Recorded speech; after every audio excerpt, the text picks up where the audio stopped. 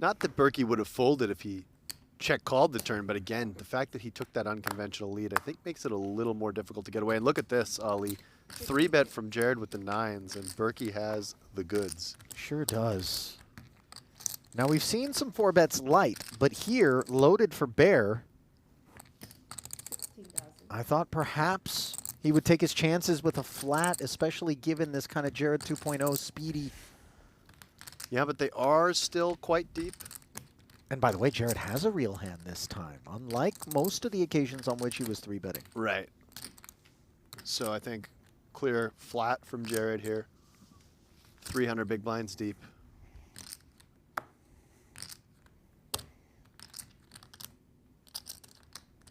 Not the easiest of hands to play out of position in a 4-bet pot, but simply too good to fold. He agrees. Understandably, 32 plus in the middle pre, no 9 on board, and a lovely texture for aces with the ace of hearts. King 8 deuce. 1 overcard to the 9s, switch check. Check. Berkey. Berkey continuing to do some unusual things. Wow. This is the absolute pin pull in a grenade on the turn, where somehow Jared finds a set, leads for 15,000, sub half pot.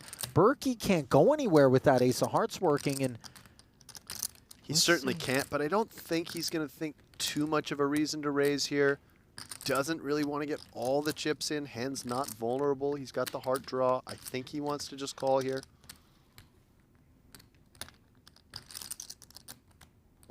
Though there could be some merit to raising.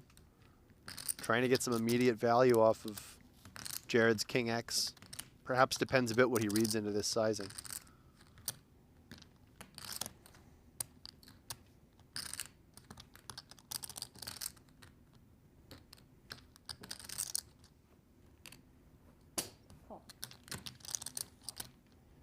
so the flat leaves Berkey hunting the ace or a heart. Instead, the board pairs with a deuce, not a card that he's worried about at all. Yeah, I think that's about one of the worst cards Berkey could see here. Agreed. He's Beats now 8, pulled 9. ahead of all the 2 pairs. Yeah, all the King 9, King 8, 8, 9. If Jared has any of those hands of the suited variety. You know, if Jared were to bet small here, Matt would actually be thinking about value raising. Well, let's see. It does look like a size that could potentially get raised. We're in 1/3 pot turf. Yeah, this is right around the threshold, I think. I think if Jared had come with something like 14 to 16,000, we'd see a raise. Maybe we still see it here versus 22K.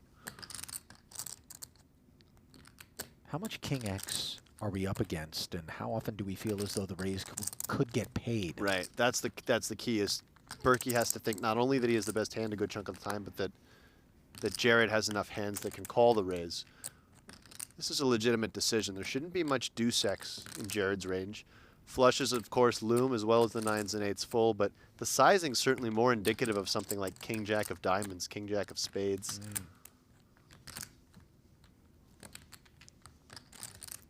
And I think a fairly well-designed size from Jared, leaving a little bit of that rope for Berkey to potentially find a bluff raise or a thinner value raise.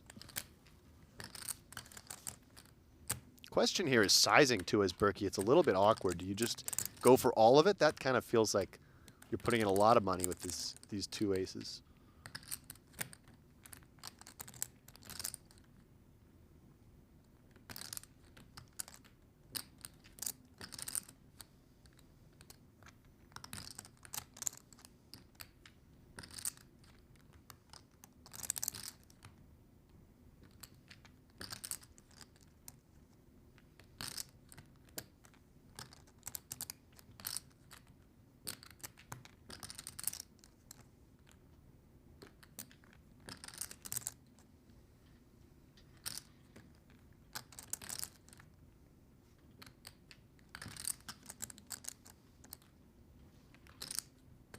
I had every intention of jamming river. I just don't think you call worse.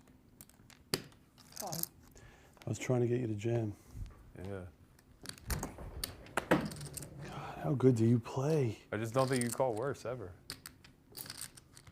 God, how good are you? Wow, that's, oh my God. How good are you at poker? I let you peel off a 2-outer. Not that good. I'm not folding the flop. Yeah, that's true. I'm not. I know. You play so good. How do you not? How do you? That was a not- Jared special. Anybody else? I'm all in. I know. How good are you? Wow, that's so tilting. You never pay. Like Huh? you're just never paying with king queen there. How good? What? How am I? You had the ace of hearts too? Yeah. Oh my God, how good are you at poker? I was trapping. No shit, you were trapping, and you played the hand absolutely perfect.